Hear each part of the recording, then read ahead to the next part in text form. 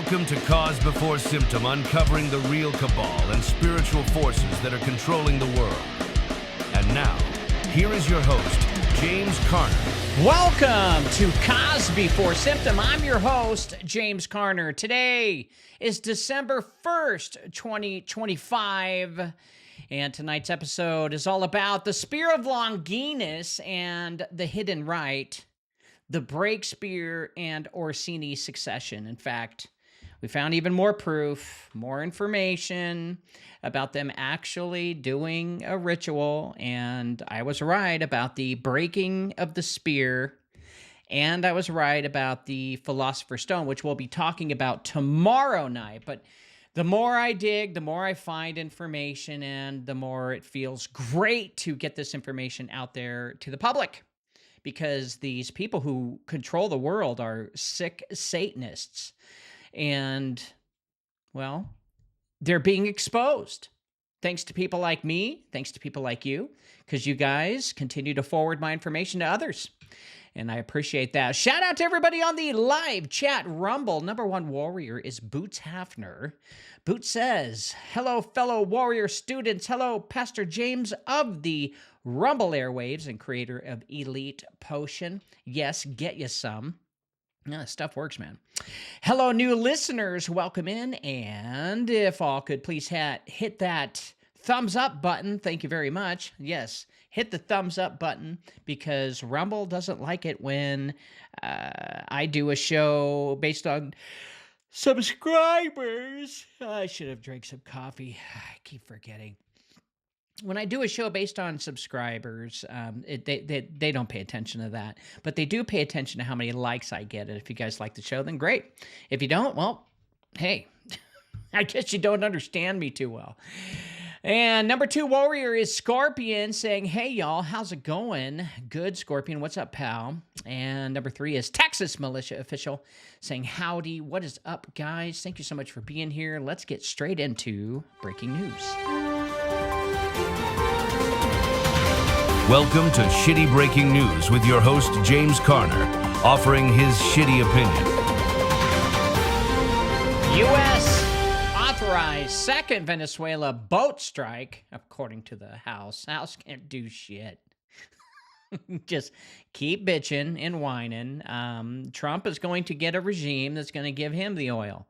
That's what's going to happen in Venezuela. Has nothing to do with fentanyl or cocaine or marijuana or any of the stuff, even heroin. It has nothing to do with any of that stuff. It just has to do with control.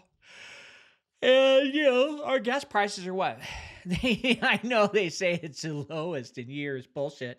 The gas prices should be at least, I mean, if we really look at it economically, a gallon of gas should cost no more than $1. But, you know, greed is playing ball and, you know, kicking ass and taking names. What can I say? National Guard shooting suspect spent weeks on end in isolation. Yeah, that's what we talked about last night, and they're still talking about that because the Trump administration wants you to know that we got to close those borders off to those Afghanistans. Yeah. Hey, it's all a play. It's all a joke. It's all fantasy. It's not real. Okay? It did not happen. All right, I'm done with yawning. Trump holds Venezuela Oval Office meeting amid growing questions about his military presence. Well, who gives a shit? We know what it's all about. It's all about oil, and it's all about China. China basically built about $2 billion worth of infrastructure in Venezuela so that China can, you know, get the oil in return. Well, that oil ain't coming, and China and Russia are just twiddling their thumbs right now because there ain't squat they can do about it, and that shows still that the military in America is being feared by China and Russia. Otherwise, they'd be like, hey, they signed a deal with us. Fuck you. But they didn't do that. How a deep red Tennessee House district turned into a political background. Well, remember, it has to do with money, and it has to do with control, and it has to do with two sides. One is the Orsini clan, who is currently in control of the Republican Party. The red states. And the Orsini clan they're the ones that have the Spear of Longinus, and they're the ones that are in control of the world as we speak. And coming up is the Lee family, where they are now gradually gaining power to be equal along with the Orsini family. And that's the Lee family, who were given the breath and spirit of all the murders that they've done over to the Lee family from the Breakspeares. Breakspeares, Dents, Lee family up in the rise. And that's the information that I found so far. If you can prove me wrong, that'd be great. Trump House said Trump underwent MRI on heart abdomen in October. Who gives a shit? Keep your mouth shut, says Mark Kelly. Hits back at Trump Pentagon investigation. Keep your mouth shut. Yeah. Well, that's all just global crappy, shitty politics, and none of that really has anything to do with you, except for you get to pay more in taxes. And that is shitty breaking news. All right, we're going to go to a quick commercial. When we come back, we're going to talk about the hidden rite, the Breakspeare and Orsini succession. So get ready for some lovin'. Every year, millions of Americans sign a contract they don't even know exists. They think it's just another tax return. But that signature means something far deeper. It starts with that first job at 16. The system takes a piece of her check, then promises to give some back if she signs the return. Every April 15th, the same cycle repeats, not by law, but by belief. The system didn't bind them. Their own signature did. Learn the truth at unincorporatedassociations.com.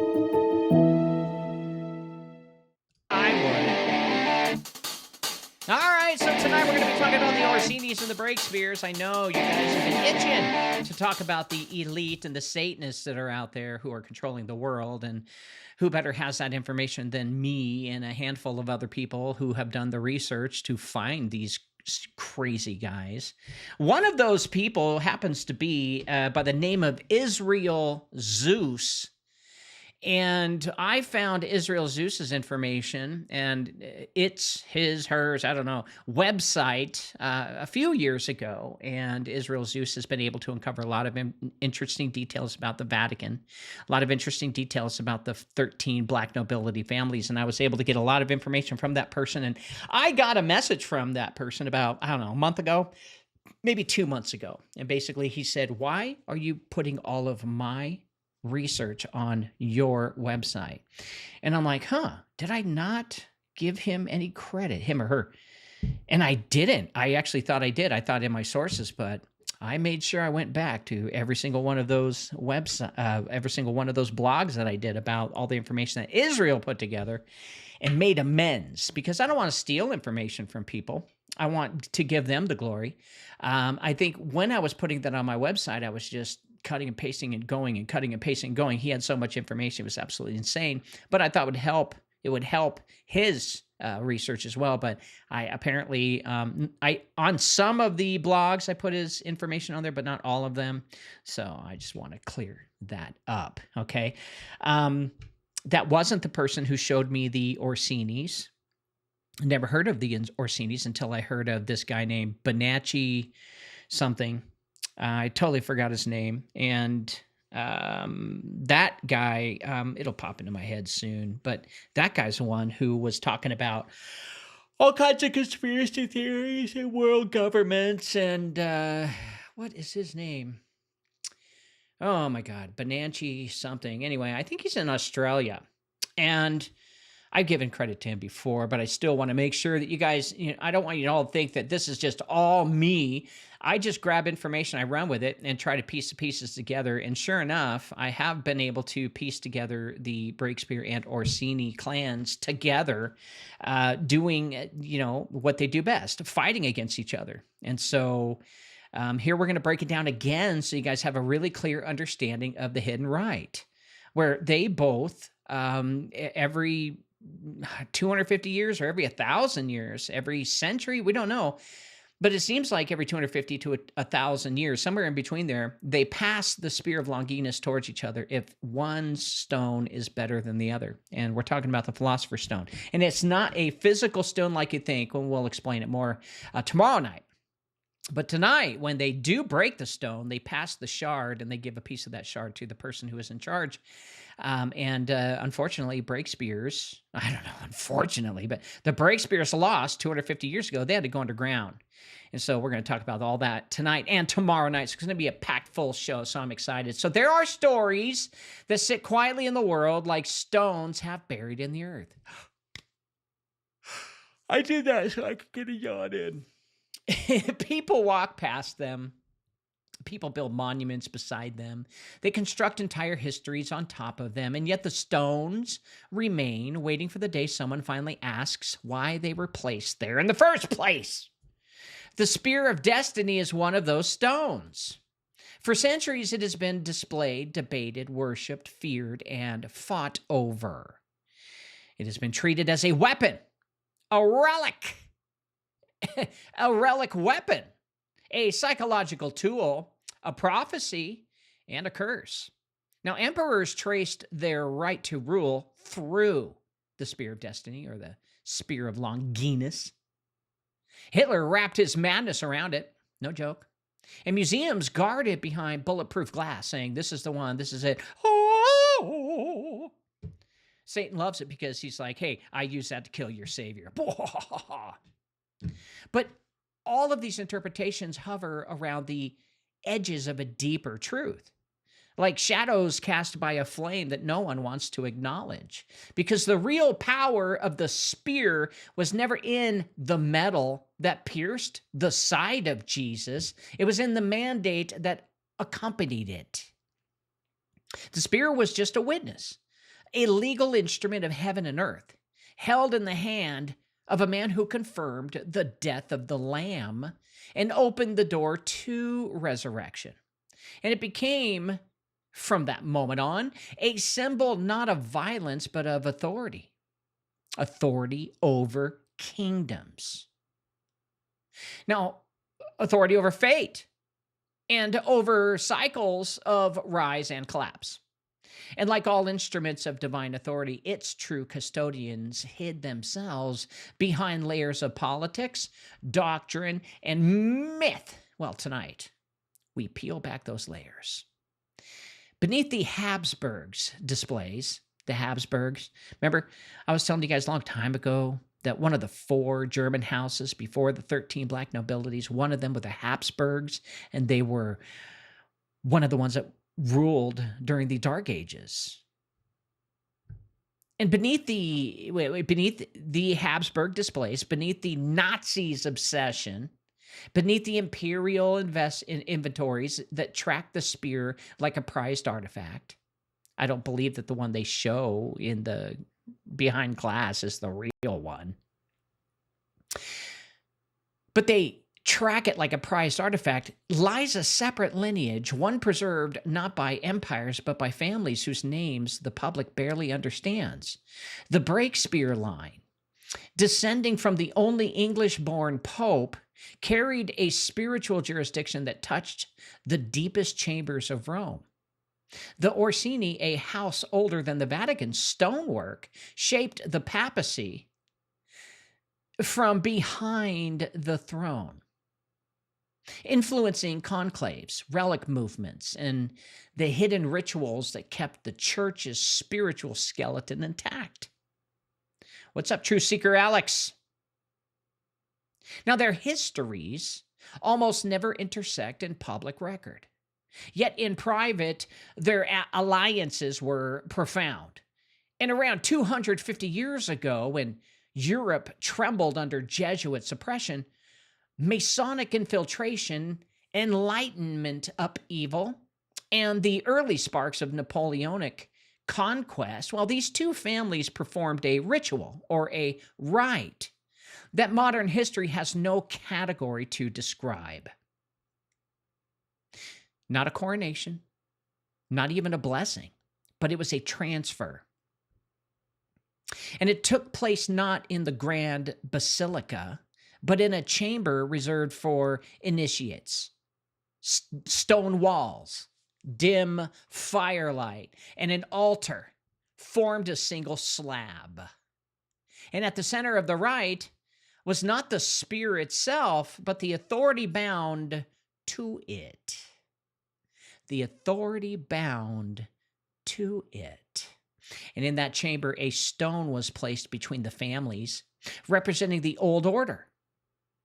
And with a blow, deliberate, precise, symbolic, the stone was struck and fractured. The act, and the stone is the philosopher's stone. Each family makes their own.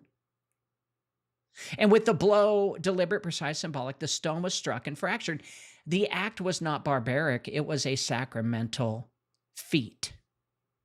A covenant broken to form a new covenant. A lineage ending so another might begin. And I do believe this all happened 250 years ago. And just so happened that's when Lucifer was released from the bottomless pit, who has been there for 1,000 years. This is the part of the story the world never hears, because it was never written for the world. And yet in the strange way truth behaves, well, it found its way back into the public sphere through symbols embedded in stories that pretended to be fiction. If it wasn't for artificial intelligence, we wouldn't have been able to find this stuff. And they actually did it through puppet films and fantasy novels and children's tales crafted by artists who had no conscious knowledge of what moved their hands.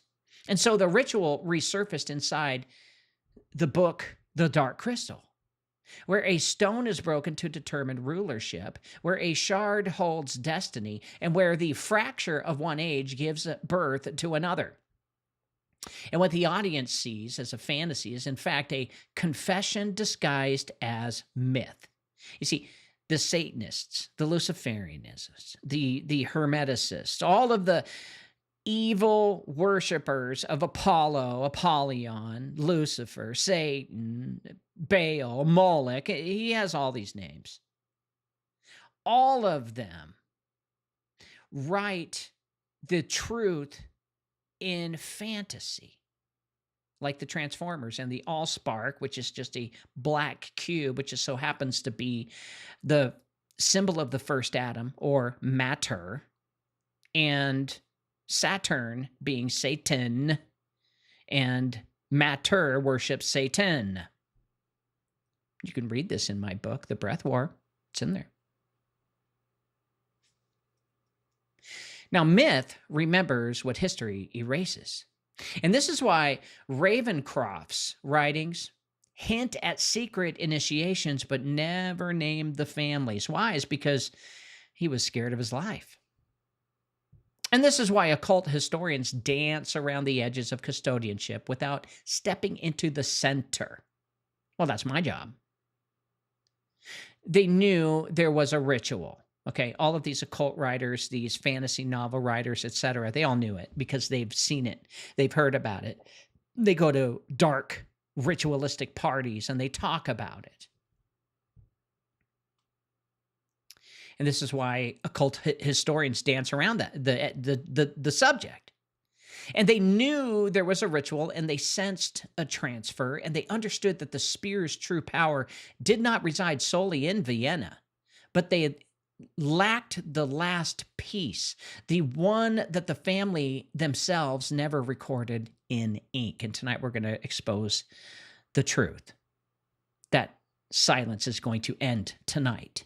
Because to understand the world that we are entering, an age of false authority, manufactured messiahs, engineered prophecy, and counterfeit relics, we must understand the moment when the true mandate was last passed. And the Breakspeare, Orsini, Rite, or ritual, was not an archaic ceremony. It was a pivot in the spiritual government of the world. And it was the handling of a mantle, the handing of a mantle. And it was a transference of dominion that shaped the centuries that followed and prepared the stage for the conflict that now approaches. It actually explains China and America and Russia and what we're all going through with these psychotic countries. The spear of destiny did not choose emperors. It chose custodians.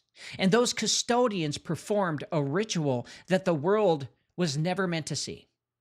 But symbols have betrayed their secrecy, and myth has preserved the memory, and the time has come to speak openly what has lived in shadows for generations.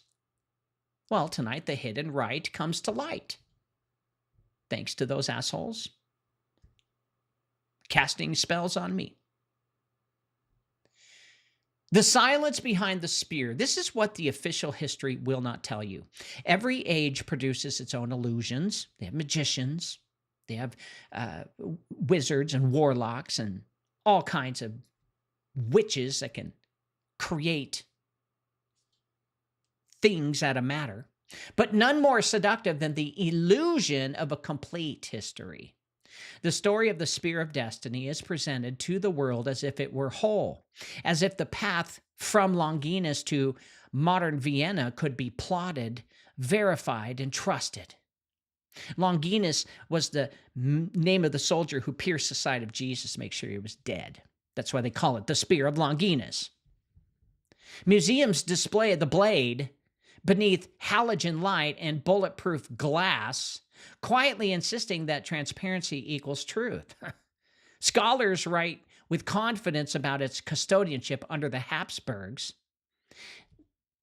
one of the biggest families that come out of Germany, and it wasn't Germany back then, it was Austria. And its seizure also was examined by Hitler, and its return to the Hofburg after the war spins heads. And tour guides and textbooks speak as though the spear's journey were as fixed, as knowable as the genealogy of a well-documented royal line. But real power does not travel along the lines history draws. It travels in the shadows history refuses to illuminate. Why? Because the victor, the person who wins the battle, gets to write history. Now, the official story of the spear is not a history, okay? It is a container, a safe, curated version of events designed to keep the public satisfied and the deeper reality concealed. Yeah, this is the spear that pierced Jesus. Whoa! And the most telling evidence of its incompleteness is not what it includes, but what it leaves out. Now, every mainstream account follows the same sanitized arc. Roman soldier, Christian relic, Byzantine regalia, Charlemagne's imperial symbol, Habsburg treasure, Nazi fetish object, American recovery, museum artifact. But it is a sequence of political owners, not spiritual custodians. It tracks who held the metal, but never who held the mandate or the spirit behind it. It treats the spear as if it were merely a physical object and not, as its early believers understood, a legal witness to the death of Jesus Christ, a heavenly document in the form of iron. Bet you would have never thought of that, did you? Well, everything's legal, guys. Heaven has a court. And this is where, well, that witness, the spear, is what carried power because it's a legal document. And that power was not entrusted to emperors alone. Now, this is where the silences begin to speak, because if the spear's authority truly shaped the course of kingdoms, as both Christian mystics and occult historians have long claimed, then the families who governed the church from within Rome, families older than the papal states, older than most of Europe's nations, would have had a direct interest in its custodianship. Yet in every popular treatment of the spear, their names vanish. You will not find the Orsini, the family that controlled the Lateran Palace, influenced countless papal elections, and presided over Rome's most ancient religious properties, anywhere in the official accounts of the spear. You will not find the Breakspeare line, descending from the only English crown Pope Adrian IV, whose reforms included unprecedented authority over relic authentication and clerical succession. And you will not find any mention of the black nobility at all, not even in Ravencroft's writings, who circled the truth like a hawk but dared not strike at its center. This absence is not merely suspicious, it is mathematically impossible.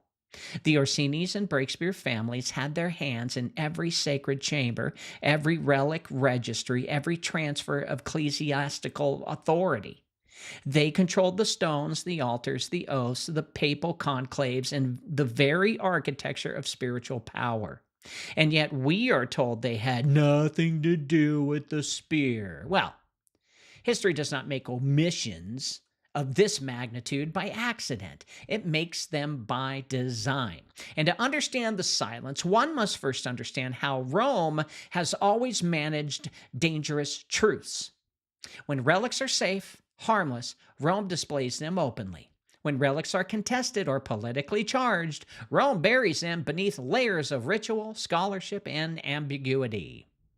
And when relics contain spiritual jurisdiction, legal authority in the unseen realm, they are removed from the historical record entirely and entrusted not to institutions, but to families. And families do what governments cannot. They remember without writing. They transfer without documentation. They preserve without exposing. And they are the vessels of the unwritten world. The spear's public history follows the trajectory of empires, but real power never lived inside empires. Empires rise and fall. Families endure, and the families that endured were the ones Rome built itself upon, the ones whose prerogatives, alliances, and inherited rituals determined the shape of Christendom long before the modern state existed. And this is why the documented line of the spear grows hazy around the 18th century. That's strange. This is why inventories become uncertain, why accounts contradict, why scholars lose the thread. Because something happened that the world was not allowed to see. A moment when the custodianship of the spear's spiritual mandate, not its metal, shifted hands. The 18th century was the last time the true custodians could perform a ritual of transfer without the surveillance of modern states, the scrutiny of journalists, or the forensic cataloging of museums. It was the final window where a secret rite could be enacted in the old way, witnessed only by those whose lineage demanded their presence. And it is precisely at this point, just before the disappearance of countless relics during the Jesuit suppression, the papal reorganizations, and the pre-Napoleonic upheavals, that the trail goes dark. The paperwork for the spear just goes dark. We don't know. Not quiet, not faint, dark. As if the records themselves chose to avert their eyes. Well, this absence is not the absence of evidence. It is the evidence. The silence behind the spear is the outline of an event, so significant that history had to be rewritten around it. An event involving families whose names never appear in the sanitized version, because the sanitized version was crafted to prevent the world from asking the only question that really matters. If the spear shaped the destiny of empires, who shaped the destiny of the spear? Well, the official answer is no one. That the spear's journey ended in a museum. But the truth is older, deeper, and far more dangerous.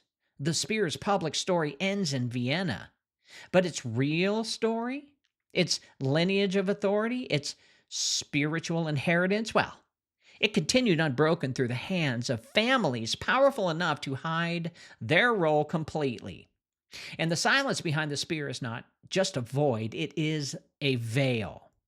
And in lifting it, we begin to see the world not as history describes it, but as the custodians of destiny preserving it, quietly, deliberately, and with rites, spiritual rites, that refuse to die. This is why 250 years ago matters, which is the era of the transfer. when the Orsinis took over Europe from the Breakspeares. Now, history does not unfold evenly. It moves in pulses. Moments of violent reorganization where the structures that once held the world together suddenly loosen, exposing cracks that reveal the hidden machinery beneath. The mid-18th century was one of such ruptures. It was the last moment in Western civilization when ancient forms of power could still be transferred privately, outside the watchful eyes of modern states, and without leaving a trace in the archival world that came after. It was the twilight of the old world and the dawn of the new, progressive world.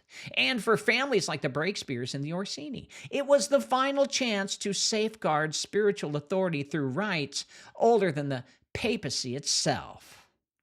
This era, roughly 250 years ago, was marked by turbulence, unlike anything Europe had ever seen since the Reformation. And the continent was being shaken from every direction politically, spiritually, and intellectually. Monarchies were weakening, secret societies were multiplying, and the Vatican was imploding internally. Enlightenment rationalism was stripping away the mystical authority that had legitimized the church for over a millennium. And in the midst of this chaos, the custodians of sacred relics faced a question no generation before them had confronted. If the old world collapses, where does the mandate go? Well, it is here that the timeline intersects with the Spears' hidden destiny and history. The suppression of the Jesuits in 1773, destabilizing the Roman Church more violently than most historians admit. The Jesuits were not merely educators, they were the intelligence network of the papacy. Papal.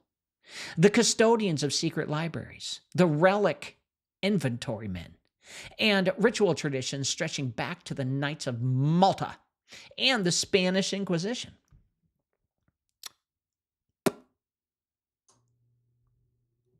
When Pope Clement XIV dissolved the order under pressure from Bourbon monarchs, Sicily Bourbon, thousands of manuscripts were redistributed, hidden, or destroyed.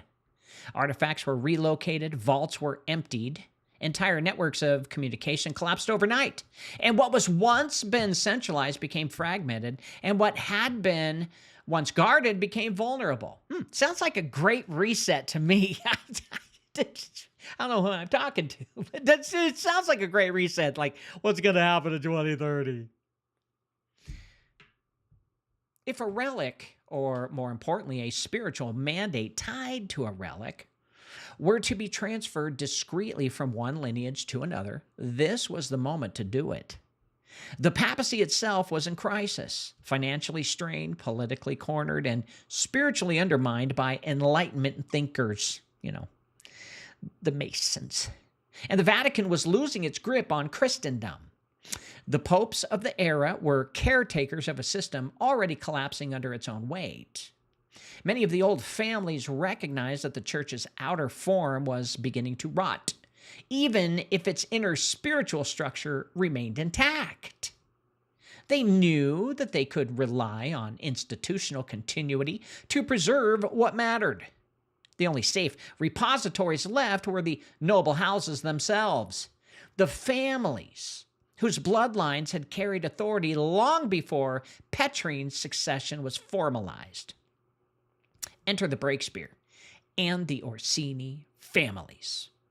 The Orsini were still one of the most powerful clans in Rome, with influence that extended into every significant papal decision. Their matriarchs advised cardinals, their men commanded military orders, their properties housed some of the most ancient chapels and sanctuaries in Christian Europe. They were guardians of rituals the public never saw. Rituals inherited from the days when Mithraic altars still smoked beneath the streets of Rome. In fact, it was the Orsinis who came up with the idea of a corporation to take over countries. And they were also the ones who split up Italy into two Italian families. The Breakspeare line, though less visible in the 18th century, held a unique spiritual privilege.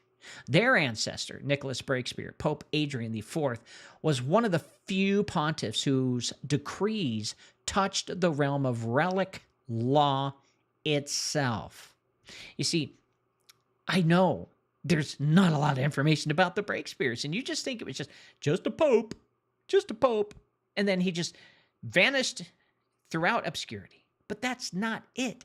He gained the legal ground for the Breakspeare family to hold the paper documentation to rule the world.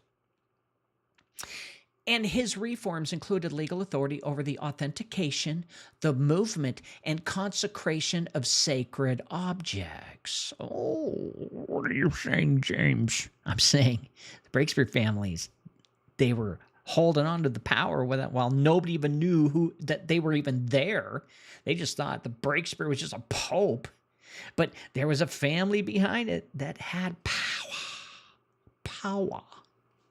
More power lead to more money. More money lead to more power. It's from Joe versus the Volcano or one Tom Hanks movie. I don't know why I'm quoting him. I've heard some bad things.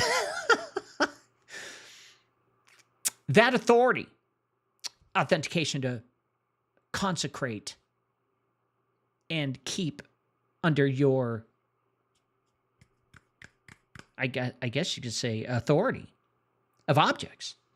That authority did not evaporate with time. It lived on in the family ceremonial prerogatives, and this is why the Breakspeares were so important. It recognized privately even when unacknowledged publicly. Now consider the geopolitical landscape. The Napoleonic Wars had not yet erupted, but the forces that would produce Napoleon were gathering like storm clouds. Europe sensed the coming upheaval. Thrones were unstable. Dynasties were brittle. The old order was dying, and many relics would soon be seized, smuggled, or sold under duress. Kind of like in the 80s when Russia was imploding. The imperial regalia of the Holy Roman Empire, which the public assumes includes the spear, was already under threat. But what the world does not understand is that the imperial possession and spiritual custodianship are not the same thing. The Habsburgs may have held the metal, but the families within Rome held the authority the metal represented. This distinction is crucial, because if you have the legal authority with the principalities, you've got power. Because the mid-18th century was not only an era of political collapse, it was an era of legal vacuum. For the first time in over 1,000 years, the question of truly who held spiritual authority was left hanging in the air, because Jesus put Satan in a pit for 1,000 years, and Jesus was ruling. The church was fragmented, however. The empires were weakening, and the Enlightenment was erasing the mystical worldview that had sustained relic veneration. And if a ritual of transference existed, one involving stone, shard, oath, and a symbolic fracture, it had to be performed while the old metaphysical world still had weight. And I believe we're coming up to the same thing in 2030. I could be wrong, but what I think is the Breakspeares are going to challenge the Lee family is going to challenge the stone of the Orsinis, and I believe the Breakspeare family, the Lee family, will break theirs, take the shard and the spear, and that's when they have full rights to be the family under the Antichrist. See, that's what they're competing against. They want to be the family who rules with the AC. Now, once Napoleon marched, once Vienna fell, once the modern age began its assault on the supernatural dimension of authority, such a ritual would have been impossible. Thus, the window closes around the very years that my intuition has identified the 1760s to the 1780s, a 30-year period when the church was vulnerable, the Jesuits were dissolved, the archives were in motion, the papal states were unstable, and the Enlightenment was dismantling sacred legitimacy. Now, Europe's monarchs were on the brink of mutiny, and the families who had quietly safeguarded spiritual mandates for centuries were forced to act. And they had to choose, allow the mandate of the spear to be lost, confiscated, or diluted in the tide of modernity, or preserve it through a rite known only to themselves. A secret transfer, a stone broken, a mantle handed. From one lineage to another, a covenant sealed in silence. And this was the last moment in history when such a thing could occur without record, without interruption, and without the gaze of a world that had not yet become addicted to documentation and bureaucratic control. This is why 250 years ago matters. It is a date pulled from myth, but a threshold in world history, a hinge moment when unseen decisions shaped the spiritual architecture of the age to come. The Breakspeare Orsini ritual did not happen in a vacuum. It happened in the exact moment when all structures of power were shifting, and those who understood the stakes acted with urgency. Now, the public version of the spear's history skates effortlessly over this era as if nothing significant occurred. But the silence speaks very loudly, and no documentation about what was happening with it around that time speaks loudly. And something happened, something that could not be recorded, institutionalized, or revealed to the world, the new world that was emerging from a progressive Orsini clan. And in that silence, the true lineage of custodianship changed hands forever. Well, maybe up until 2030. Now, the ritual of stone. This is how succession was decided in hidden Rome. See, rites do not emerge from imagination, they emerge from memory, and memory so ancient that the world actually forgets the details, but they keep holding on to the silhouette of it. Long before the Breakspeares and Orsini entered the stage of Christian history, the civilizations that preceded Rome relied on stone rituals to determine who possessed divine favor, who held the authority to rule, and whose lineage carried the weight of heaven's witness. The ancient Persians broke sacred stones to confirm the legitimacy of kings. The Israelites erected standing stones as covenants between God and man. The Greeks used omphalos stones to locate the world's spiritual center. And beneath Rome itself, in the shadowed caverns where Mithraic initiates gathered by torchlight, stone tables, pillars, and altars served as instruments of initiation, each representing a cosmic threshold. Now, by the time Christianity rose to dominate Europe, these stone traditions did not disappear. They went underground. They became the private language of elite families who understood that the visible rituals of the church were only the outer garments of older, deeper patterns, especially when they look at the stars, because all of them were masters at star charts and knowing when to take a seat when you're not going to be ruling anymore. Deep, deep, deep patterns. And in Rome, no families understood this better than the Orsini and the Breakspeares. Now, the Orsini, whose lineage ran like a subterranean river through the entire architecture of the papacy, controlled more sacred properties than any other house, and their ancient fortresses hid Roman temples converted into Christian sanctuaries, and their estates guarded Mithraic caverns still etched with symbols of stone sacrifice, and their patriarchs and matriarchs presided over rituals that blended apostolic authority with pre-Christian mystery. If there was a family in Europe that retained the memory of a stone-breaking rite, it was theirs. Now, the Breakspeares possessed something equally rare, okay? The legal and spiritual authority derived from Pope Adrian IV, a pontiff who restructured relic law itself.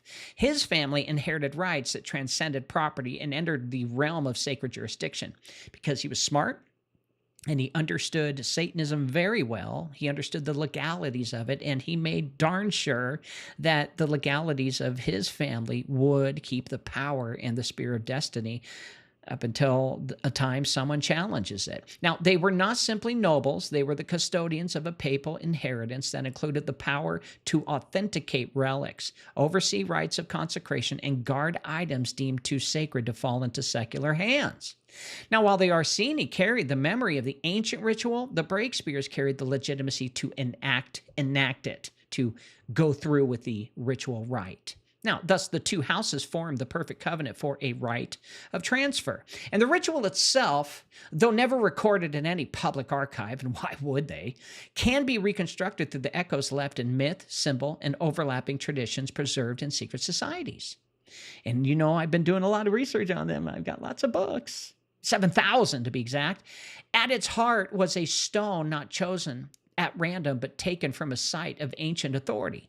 It may have been a fragment of an older altar, a slab, from a Mithraic Tauroctony chamber, or even a relic stone once used in a papal coronation of rites, or even their philosopher's stone that each family carries. But these stones in these traditions were not decorations. They were witnesses, a stone of witness between families and who has the right to rule. And they served as living records, spiritual registers capable of receiving the oath, the blow, or the offering that sealed a covenant. Now, before the stone stood the representatives of the families. Their roles were not symmetrical. One was the giver, one was the receiver. They're always practicing sex magic. And one relinquished authority. Released. The other assumed it. And the ritual symbolized not merely the transfer of guardianship, but the ending of one age and the beginning of another. A mandate cannot simply be handed over. It must be tested, challenged, fractured, and reforged. Thus came the striking of the stone. This was not an act of aggression, but an act of precision. The blow had to be delivered in such a way that the stone broke cleanly, visibly, decisively. Too weak a strike, and the stone would not yield. Too forceful, and the stone would shatter into chaos, signifying instability or divine rejection. But the perfect strike represents harmony, the ability to wield authority without destroying the foundation upon which it rested. Now, in mythological language, this act becomes the breaking of the old world so the new world may emerge. And the old world was no progress, only a king, period. Conservative to the max. And the new world is progressive. Many kings and governors and presidents, and you get the drift. Now, in mythology language, that act becomes the breaking of the old world. Now, in legal language, it becomes the stealing of a covenant. Sealing of a covenant, but really stealing it. In esoteric language, it becomes the transfer of a mantle. And in the language of relics, it becomes the movement of divine authority from one custodian to another. And this is why later symbolic retellings, such as the throne room duel in the book, The Dark Crystal, show a breaking of a stone of a decisive moment of succession. And it is not fantasy, it's memory disguised as entertainment. And the stone is the old order. And the shard is the inheritance, who gets the inheritance. And the strike is the revelation of who may rule. And this pattern is not unique to puppetry or literature. It is actually encoded in the deepest layers of human civilization, and it's written throughout all kinds of occult books. Now, during the Breakspeare Orsini rite, the stone served as witness, the blade or tool served as agent, and the fracture served as verdict. And when the stone split, the authority bound to the spear's mandate moved. Not the metal, not the artifact, but the invisible legal spiritual jurisdiction the spear represented. The rite severed one lineage's custodianship and bound it to another. That's not good if the stone breaks perfectly for the other one. And the Orsinis, they broke it perfect in front of the Breakspeares, and they weren't happy about it. This explains why imperial histories omit the moment entirely. What happened in that chamber was not imperial. It was not papal. It was not familial, sacred, and clandestine. It was a transaction, so no emperor could contest and no pope could overrule. It occurred in a realm above institutional authority, the realm of lineage. And this rite survived because it was unwritten. It persisted because it belonged to memory, not manuscript, passed on from generation to generation of satanic families. And it shaped the destiny of nations because the men who led these nations unknowingly lived beneath the spiritual architecture forged by families whose influence was older than their own thrones. And so when the stone broke on that night 250 years ago, it was not merely the end of an era, it was the quiet, unseen coronation of a new custodian. The world did not tremble, no armies marched, no proclamations were issued, but history changed direction immediately. Quickly, as it always does when the unseen government of the world shifts hands. So this is the function of a stone-breaking rite. It does not make noise. It makes destiny. Now, there is a peculiar law that governs the transition and transmission of forbidden knowledge. What cannot be spoken in the language of history is often whispered in the language of myth. The more dangerous the truth, the more likely it is to surface not in archives or theological treatises, but in stories, fantasies, legends, puppet plays, children's films. No joke. And these are the places where censors just don't look, where scholars don't even dig, and where the old families can disguise memory as imagination. Well, the Dark Crystal book is one of those masks. And to the uninitiated, it's just a fairy tale about creatures and prophecies, light and darkness. But to anyone who has studied ritual symbolism, relic theology, and the esoteric traditions of Europe's elite families, the story reads like a confession hidden in plain sight. Its imagery is not accidental either. Its structure is not arbitrary. And its central event, the breaking of the stone to determine succession, is far too precise to be a product of creative whim. The information that I have been collecting, it reveals the clearest parallels. And in the climatic trials within the Skeksis throne room, this is the Dark Crystal, a stone column is placed before the assembled court. Each contender is required to strike it.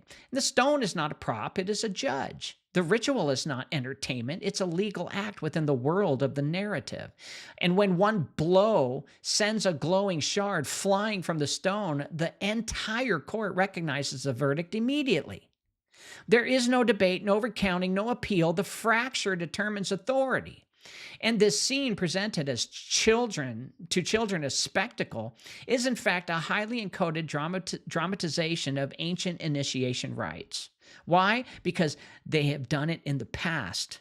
We can find evidence of it. Well, we have. Now, the throne room mirrors the sanctuaries where the Orsini once held ceremonies, and the stone mirrors the relic slabs used in Mithraic and early Christian trials. The blow to the crystal or shard or to the rock mirrors the transfer ritual preserved by the Breakspeare lineage. The shard mirrors the fragment symbol at the heart of relic law, and the idea that a part can represent the whole, that a fragment can carry the authority of the source. And also, the Breakspeare family were the ones who inherited that name after they were the first to break the spear and start this tradition when they got a hold of the Spear of Longinus 1,250 years ago. Now, mythologists call this symbolic compression. Occultists call it veiled revelation. The black nobility call it just memory. And behind the film stands Brian Froud, an illustrator whose work is steeped in European paganism, Celtic folklore, and alchemical symbolism. Froud was not simply designing puppets, he was channeling a visual language older than England itself. His designs echo Norse cosmology, Gnostic dualism, and medieval manuscripts depicting the separation of light and darkness. When he created the Skeksis ritual, he was tapping into an unconscious well of mythic architecture that artists have drawn from for thousands of years. Then comes Jim Henson, who is a Satanist, the director approaching storytelling through parable and archetype. He believed that children understood symbols better than adults, and that truth delivered through fantasy could bypass the rational defenses of modern society. So Henson did not need to know the specifics of any Breakspeare Orsini ritual. Artists never need to know the origin of the symbols that they use. They only need to feel the weight of them. And Henson and Froud were conduits, not historians. So the ritual central components all align. The presence of the stone that acts as a judge, the use of the blow to signify willingness and worthiness, this dislodging of a shard, an object that contains the authority of the whole, and the public recognition of that authority by the assembled order. The immediate shift in power determines by the fracture. And these are not fantasy elements. They are the blueprint of an ancient succession ritual repackaged as children's entertainment. So the shard itself is the most revealing symbol. In the film, the world cannot be restored without it. The balance cannot return. The covenant cannot be completed. And the mirrors of logic of relic fragment theology, it actually mirrors it, where even the smallest piece of a sacred object carries the full potency of the original. And a fragment of the true cross, well, a splinter of the ark, a tiny relic encapsulated in a bishop's ring, or a silver from a stone altar, and more importantly, a shard of the spear's mandate. Well, when the Breakspeare and Orsinis performed their stone-breaking rite, the stone represented the old order, and the fragment represented the mantle of authority moving into the new.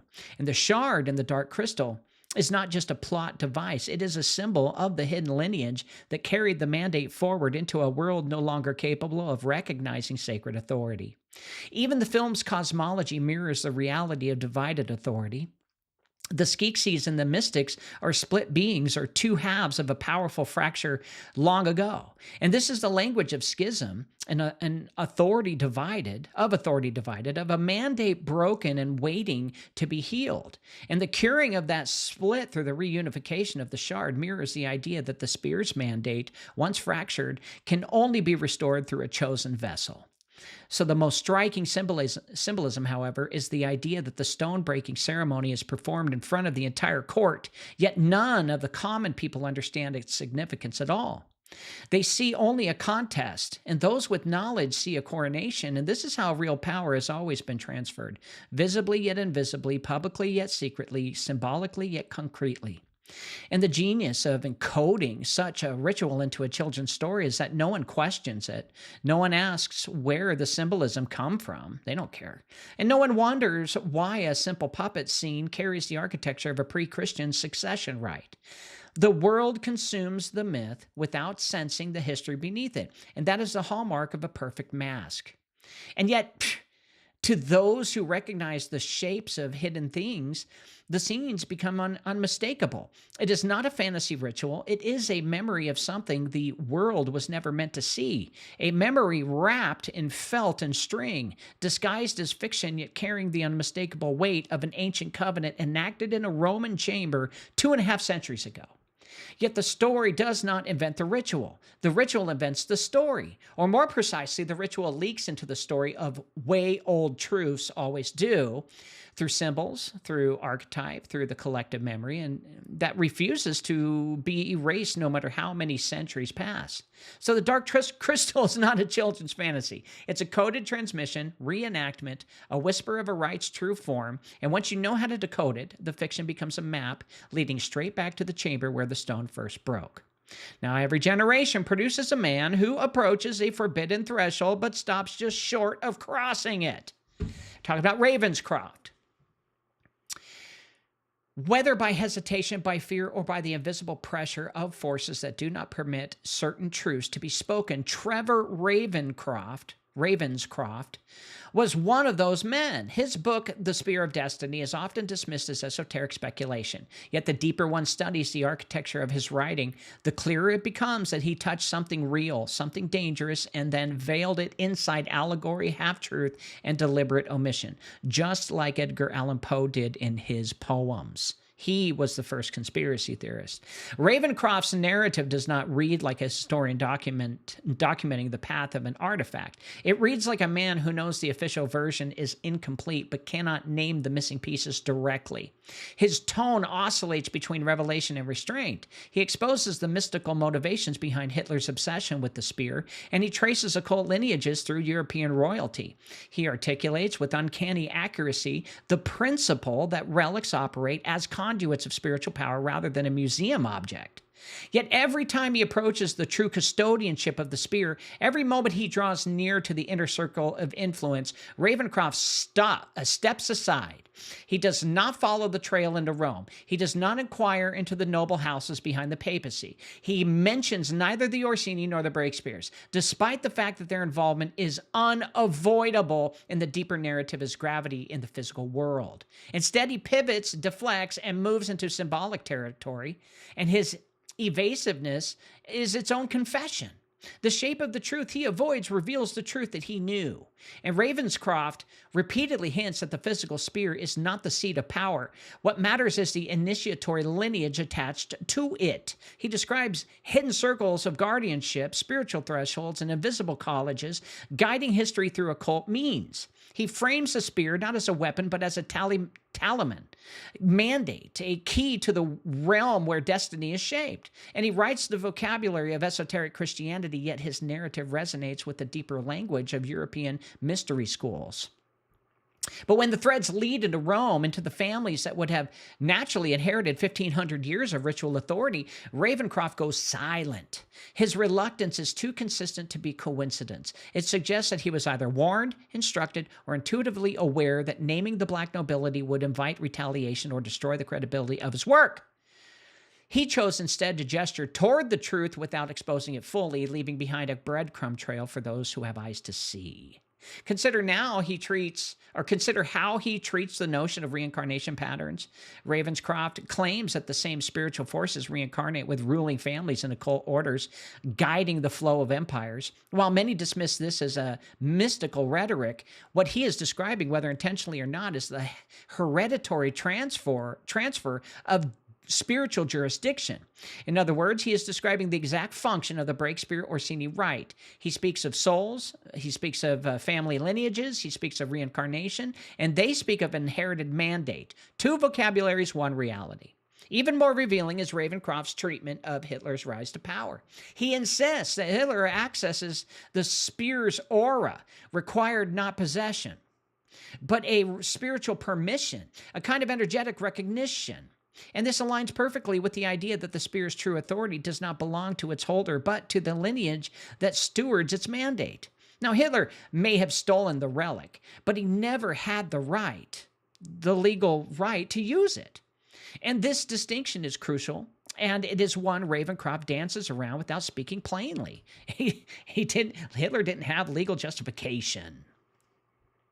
Now, his entire thesis hinges on one idea: the spear's power can be wielded only by those who pass through an initiatory trial.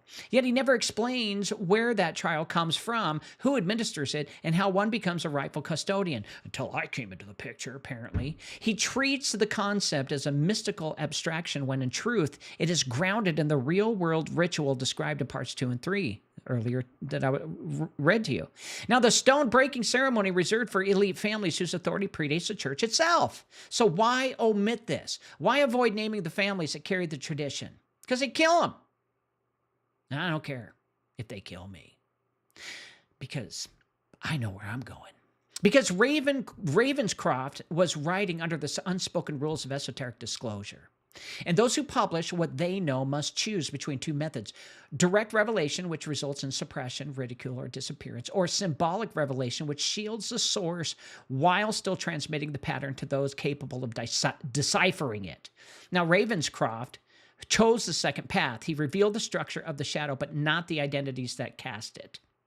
And yet, the omissions are so glaring that they become their own kind of revelation. When a man writes 300 pages of a spear's hidden custodianship but excludes the most powerful families in Rome, the silence becomes a neon sign pointing directly at them.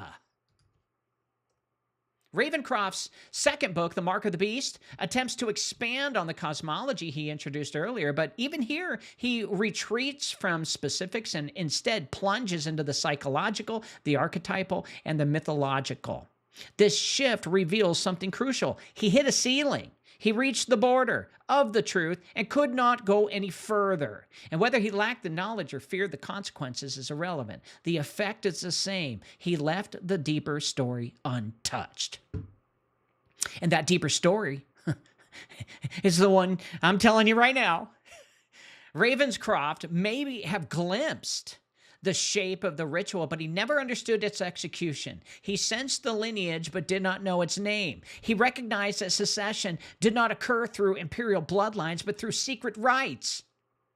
Yet he lacked the courage or the permission to say that such rites still existed and they were performed by families whose influence has survived popes, kings, and dictators. He saw the shadow of the Breakspeare Orsini Rite, but never stepped into its light. Thus, Ravenscroft becomes not the historian of the spear, but the cartographer of its margins. His work delineates the edges of the truth, leaving the center deliberately empty. And he prepared the ground, but never sowed the seed. And he opened the door, but he never walked through it. He left behind coordinates for those who would finish the map he began. So tonight, we complete that map. Ravenscroft, his shadow marks the point where the official narrative ends and the forbidden narrative begins. He carried the story as far as he dared. The rest belonged to the families, and now it belongs to Revelation. Now, every relic carries two realities, the object itself and the authority it represents. One is visible, one invisible. It sits in a museum. The other sits on the throne of the world. The greatest misunderstanding of the spear of destiny arises from confusing those two realities, believing that the power of the spear is contained in the iron tip rather than in the covenant woven into it. Those who treat the spear as a weapon have already misunderstood it. Those who treat it as a fragment of a larger spiritual lineage come far closer to the truth. This distinction is the key that unlocks the meaning of the shard. In Christian relic tradition, fragments often carry the same potency as the whole. A splinter from the true cross is treated as equivalent to the entire cross. A small fragment of a saint's bone is considered as authoritative as a full skeleton. This is why the Catholics keep bones of the saints. Even the dust gathered from the apostles' tomb can be used in consecration rites with the same theological force as a relic itself. The power is not in the mass or the material. It is the mandate embedded within the object, the legal authority to hold it. And this is why the shard symbol appears again and again and again in myth, esoteric literature, and encoded fiction. It is the language of inheritance. A fragment is proof of continuity. A fragment is a signature of legitimacy. A fragment is a witness that the original covenant still exists. And if they got the blood of Jesus from the Shroud of Turin, then that is a shard of Jesus' DNA. Thus has power. They want it. The ancient world understood this instinctively. When kings broke seals, tablets, and boundary stones, they kept the fragments as legal proof of the covenant that had been enacted or dissolved. These shards were stored in temples, carried into battles, and passed on to heirs. So the idea that the ritual involving the spear's mandate might center on a stone breaking and the resulting shard is not a symbolic flourish, it is an expression of ancient law. And here's the truth that the world has forgotten.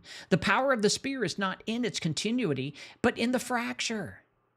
The wound is the authority. The break is the covenant. The fragment is the mantle. This is why the gospel narrative preserves the detail of Jesus Christ's side being pierced. The wound becomes the birthplace of the church, the opening of the covenant, the releasing of blood and water. The spear is therefore defined not by its metal, but by its relationship to fracture, by what it opens, by what it separates, and what it transfers. This is why the tradition holds that Longinus, the soldier who pierced Jesus Christ, became a convert. In mythic terms, the one who fractures the covenant becomes the first witness to its fulfillment. This pattern repeats in relic law, and especially throughout the Bible and the Ethiopian canon. The one who causes the break becomes the vessel of the shard's authority. Now the Breakspeare Orsini ritual begins to make sense on a level deeper than symbolism.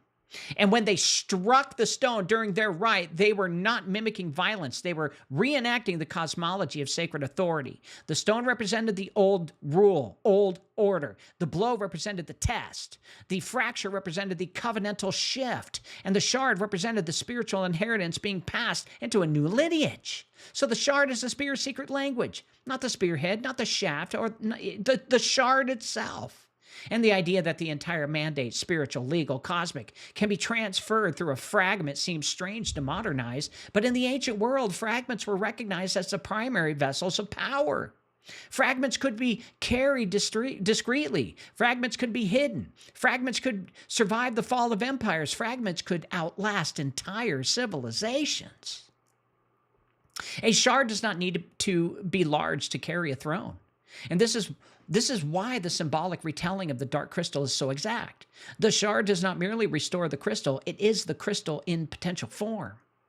The entire destiny of the world resides in a sliver, and the fragment is enough to redeem the whole. And the stone-breaking scene makes it clear whoever strikes the stone correctly, whoever releases the shard, becomes the rightful custodian of the world's balance.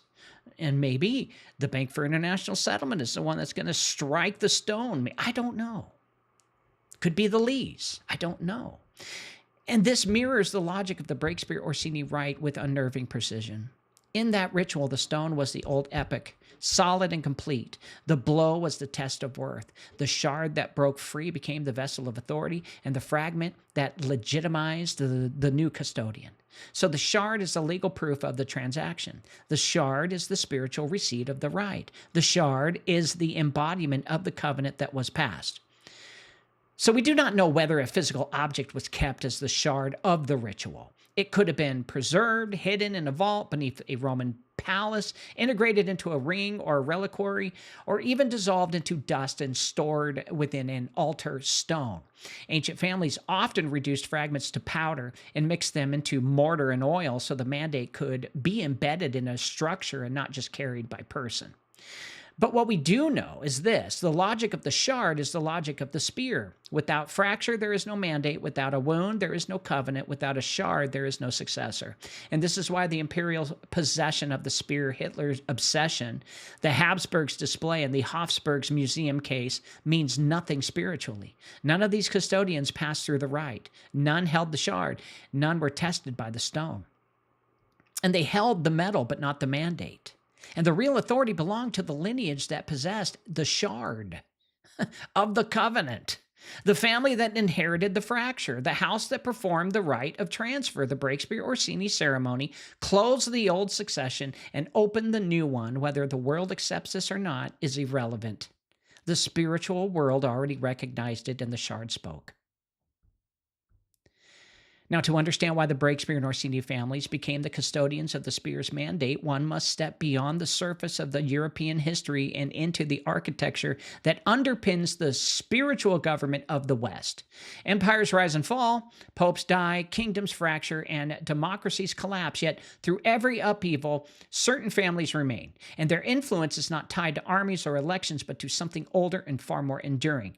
It's jurisdiction, and both earthly and spiritually.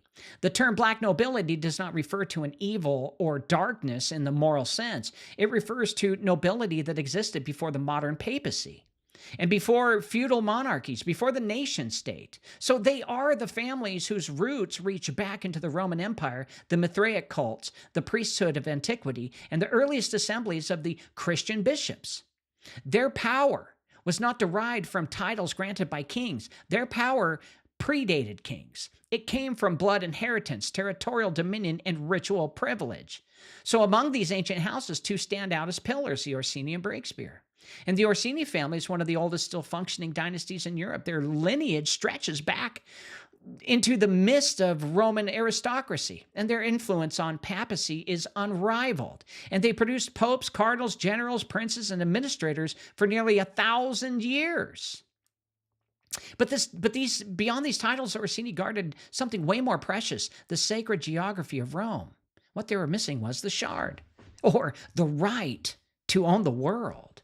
And their holdings include sites layered with thousands of years of religious power, former Mithraic sanctuaries, pagan shrines, repurposed into Christian chapels, and ancient stones that still hummed with the memory of a pre-Christian rite. They controlled the Lateran Palace, not just the property, but the throne room of spiritual jurisdiction predating the Vatican. And the Lateran is not just one church among many. It is the archchurch, the cathedral of the Bishop of Rome, older in authority than St. Peter's Basilica itself. And whoever controlled the Lateran controlled the spiritual nervous system of the Western Christianity, which means anyone who is praying to that church or that Jesus, all of those prayers don't go to heaven. They go straight to the devil. And the Orsini were not merely wealthy or influential, they were the custodians of sacred places where rituals were enacted long before the papacy solidified its own liturgies. And these were families who knew how to preserve ancient rites, not as superstition, but as inheritance. They had the places and they had the right to those places. They were just missing the spear of destiny and the shard. The Breakspeare family, though smaller in number, held a unique and irreplaceable privilege. Their forefather, Nicholas Breakspeare, Pope Adrian IV, restructured the relic laws of the church, and he was one of the only pontiffs who possessed both the legal authority and the political audacity to redefine how relics were authenticated, transferred, and protected. Now, under Adrian, relic custodianship evolved from a loose tradition into a legal spiritual office, and that authority did not end with his death. In Rome, papal lineage creates permanent jurisdiction for the family that produced the pontiff, and the Breakspeares inherited a silent legal standing, a prerogative to officiate or validate certain rites connected with sacred objects. So that was the thing that the Orsinis was missing. And this privilege made them indispensable. And this is why we can't find anything on them, because the devil's trying to get you out of the legal framework of everything, because he doesn't want you to think on that structure. But everything, according to heaven and according to what Satan does, he has to do things legally, even though he breaks the law all the time. Isn't that funny? Now, without the Orsini, the ritual lacked the ancient sanctuaries, the stone altars, the sacred geography, and the priestly memory of Rome's hidden rites. And without the Breakspeare line, the ritual lacked legal legitimacy, apostolic authority, and the papal signature required to consecrate a transfer of spiritual mandate. So two families were not simply participants in a tradition. They were the two halves needed to complete it. The Orsini were the place, the Breakspeares were the seal. Do you get it? I hope you guys get this. This is why those families are so important. Together, they formed the inner axis of a system that had existed since the fall of the Western Roman Empire, a system in which relic authority, spiritual succession, and ritual transfer were preserved, not by the church as an institution, but by the families who predated it. This is why, during the crisis of the 18th century, no emperor, no king, no cardinal, no secular power could have performed the spears transfer rite. Even the Pope himself could not have done it alone. The mandate did not belong to the office of the papacy. It belonged to the bloodlines that preceded the office. So the distinction is subtle but massive. Popes change, families endure, and the Orsini could trace their ritual rites through the Mithraic altars beneath their palaces. And the Breakspeares could trace their authority through Adrian IV and the relic decrees he'd codified. And together they held a combined jurisdiction older than the Vatican's authority. This placed them at the level of custodianship above the visible hierarchy of the church. And this is precisely why they could reenact and enact the stone-breaking rite. The rite really required a family with access to sacred stones and ancient altars of Rome, a family with inherited legal spiritual authority over relic transaction, a moment when both the political and spiritual worlds were in flux, a location protected from imperial eyes, and a lineage whose continuity could carry the mantle into the next age. So only the Orsini and the Breakspeares met these criteria. No emperor, no Habsburgs, no monarch, not even the Hohenzollerns or the Medici held this combination of power. And the black nobility have always operated under this principle. True power is never displayed, it's inherited. And this is why the rite was conducted privately. That's why we don't know anything about it. This is why no chronicle records record it. And this is why no imperial library mentions it. This is why the Ravenscroft never dared attach names to his hidden custodianship. And this is why the ritual survived. The families did not serve the spear. The spears served the families. And the world's governments changed hands through war, assassination, votes, or revolution, but spiritual mandates moved through ritual, fracture, and lineage.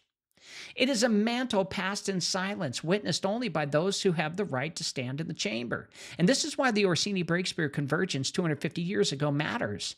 It was not a political alliance. It was not even a social contract. It was the moment when two lines of ancient authority intertwined to safeguard the Spears mandate in an era when the church was collapsing under the Enlightenment and the old rituals were at risk of either being destroyed or destroying one another.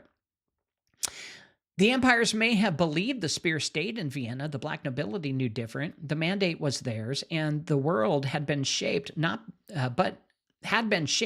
that unseen custodian ever since. So there are ceremonies that mark events, and there are ceremonies that alter the axis of history, and the stone-breaking rite performed by the Breakspeare and Orsini families belongs to the latter category.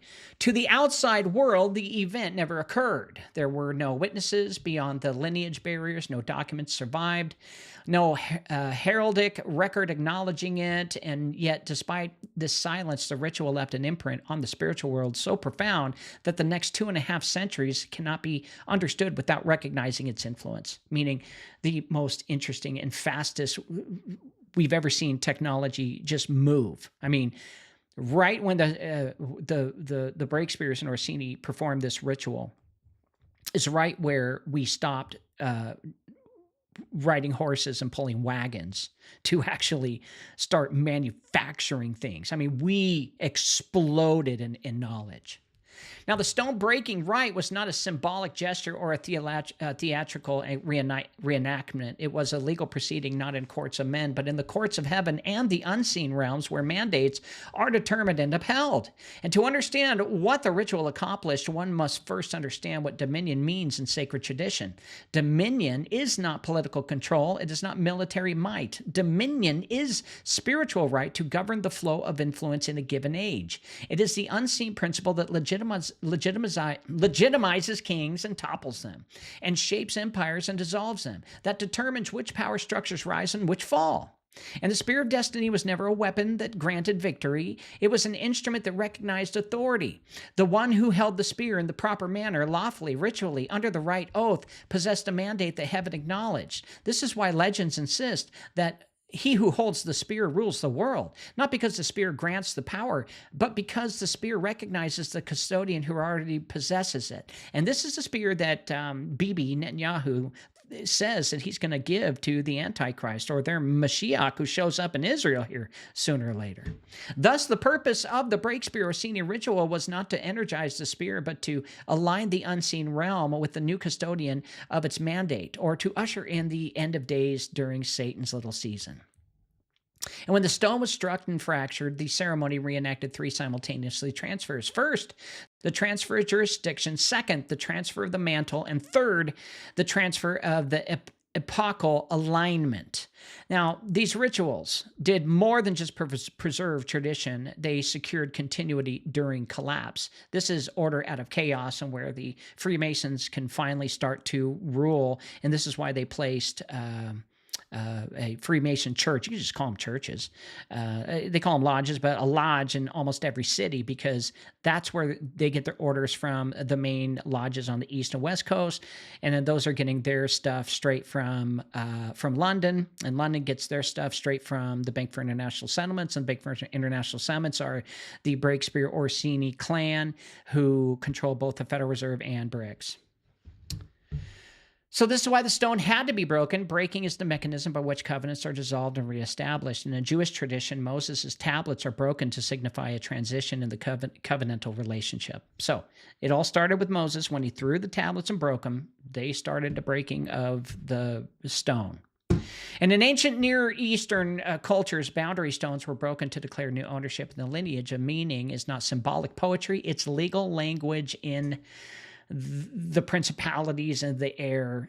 Once someone recognizes how they bypass God's rules, they go ahead and do it that way, because Satan is the ultimate red tape and legal avoider of all. When the Breakspeares and Orsinis broke the stone, they did not just destroy a relic, they enacted a contract. And the stone-breaking rite transcended all political power, and it operated in the realm where empires derived their momentum, and the custodian became not a ruler, but the axis around which rulers would rise and fall. And this basically is when they had to hide the fact that all of the other families were dying, except for Orsini and Breakspeare. So they made the Breakspeares go underground, and the Orsinis stayed above, as above, so below. And all the other families were dying, so they needed to get to not dying, but losing their wealth because they lost their legal power over the world. And so all of those families, there needed to be a something to explain why they were, and that was the Spanish Inquisition. So that was a consequence. And the most profound achievement of the ritual was that it preserved the Spears mandate in a world about to forget what the relic means. It survived quietly, hidden in the lineage that understood the difference between artifact and authority. The church was losing its mystical backbone, and had the mandate not been secured before this collapse, the Spears' influence might have dissolved into just mere superstition. So this is why the story resurfaced, because God wants this stuff out there. Now, these truths, they're preserved in another way. They're preserved through myth, through symbols, through stories that seem harmless to the uninitiated, but they thunder with recognition to those who carry the memory. Those who use artificial intelligence to start finding the clues and digging into what these Satanists are doing, what the Luciferians are doing. What's their object? Well, their object is to steal breath. But in order for them to steal breath, they need jurisdiction over the world. This is why nobody can get rich unless you fall under the line of them. When Rome decided the stone-breaking rite would remain unwritten, it did not dissolve into nothingness. Memory is not so easily destroyed. What can be documented becomes encoded, and what cannot be spoken becomes dramatized. Thus, the Dark Crystal. Thus, books from Ravenscroft. Thus, all of the Luciferian documentation that you can find that hints at shards and breakings of stones and the Spear of Longinus or Spear of Destiny. They all dance around the truth until someone finds out and then moves forward with it. And that's what I did. I guess that's what my calling is, to expose the aristocrats. So the story resurfaces in fantasy, and that's how Satan keeps his secrets and keeps the truth in the open so that you guys can't say that you weren't tricked by him. Okay? Because his excuse while he's in court, he's going to say, you watched my movies, you saw the Dark Crystal, you saw the Transformers, you saw all these. I told you what I was doing. I told you how the families would rule over you. You just continued to go along with it. That's not me. I warned you. You didn't listen.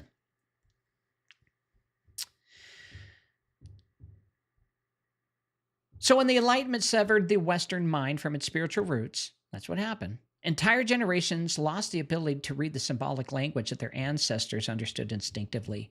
So 250 years ago, we lost all of our ability to discern all of this stuff.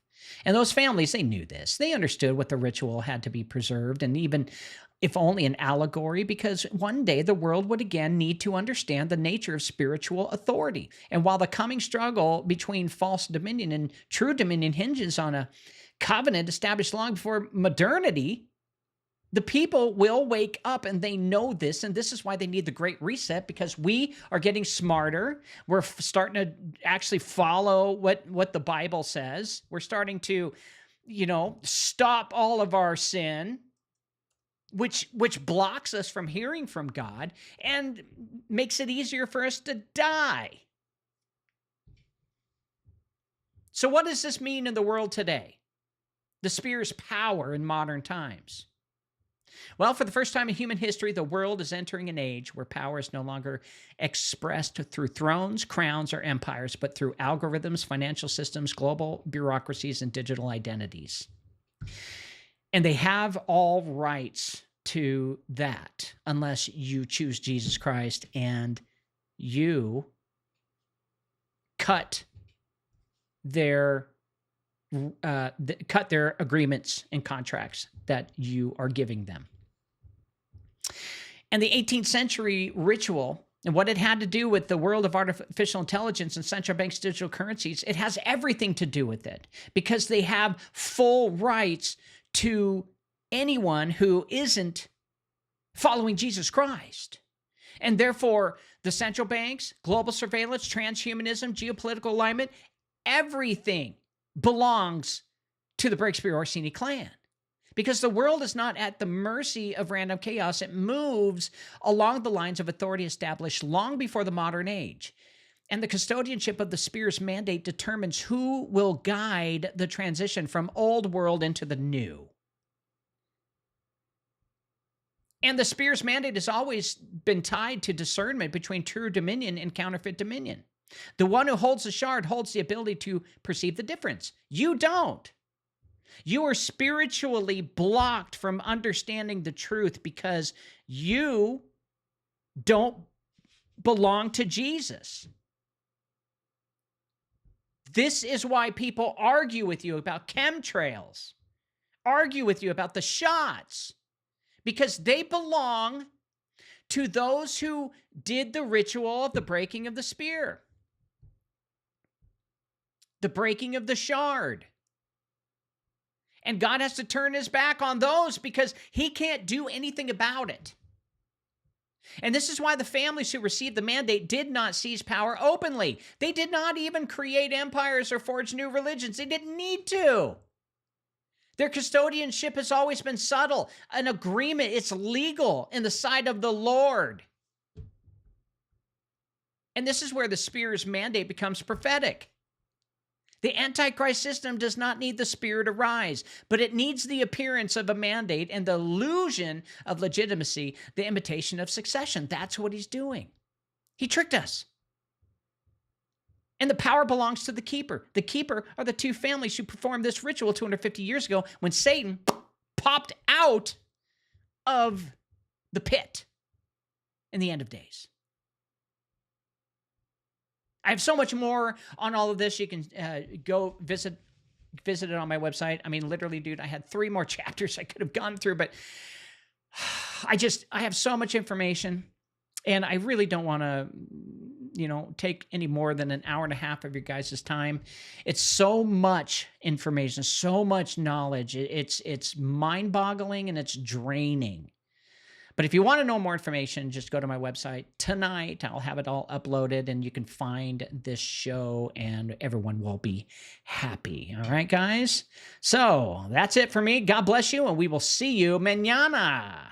Why do 75% of people feel exhausted all the time? The answer might surprise you. In the 1920s, Standard Oil decided to dive into medicine. They pushed synthetic petroleum into our drugs. Sure, it masked symptoms, but it wrecked our guts. Our good bacteria, which fight off parasites and heavy metals, got wiped out by crude oil. But here's the good news. We can fix this by going back to nature. Introducing Elite Potion, the world's top detox program. It restores your good bacteria by removing toxic threats like aluminum, strontium, barium, and parasites. Imagine feeling energized and alive again. They said there couldn't be a pill that did it all. We invented it. Visit elitepotion.com and reclaim your health from synthetic pharmaceuticals. Your body will thank you. This has been Cause Before Symptom with your host, James Carner.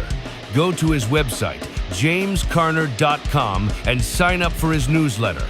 Also, download his free books on the breath war, the crown of blood, and the ritual machine. Fix your body by buying his award-winning detox formula, removing heavy metals and parasites. You'll feel better and live longer. Go to elitepotion.com. And one more thing, please. Just try and love your neighbor, because if you do, the world would be a better place. See you tomorrow.